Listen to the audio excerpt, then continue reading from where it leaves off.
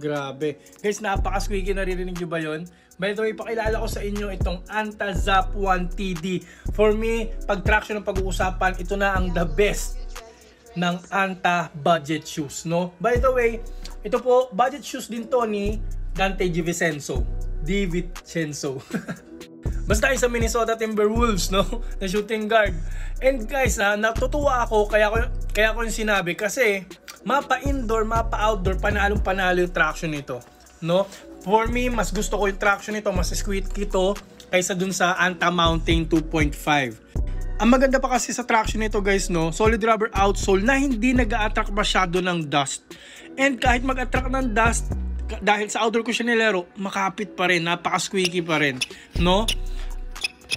And guys, pang point guard to kasi kung pagtitingnan nyo na mabuti, no? Nakita nyo yan, medyo manipis lang kaya low to the ground, very bouncy, maganda yung court feel, you will feel fast, you will feel quick, very responsive na sapatos, no? Very responsive. And ayan guys, no, kung very shifty kayo na player, parang mala Kyrie Irving na umaabot sa ganitong angle yung paa ninyo, yung ganyan, covered pa rin kayo. Kasi tingnan nyo, umaangat yung outsole.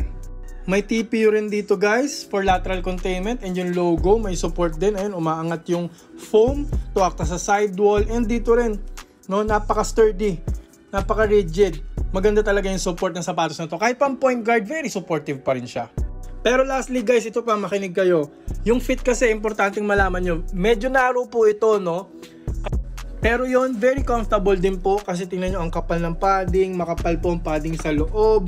Okay na okay yung comfort, napakagaan, kaya nga pang guardia po talaga. Kaya guys, ano pang hinihintay nyo? I-click nyo na yung yellow basket, nandyan yung link. Murang-mura pa to ngayon, 2,300 pababa. Diba? Kaya ano pang hinihintay nyo? Click the link now.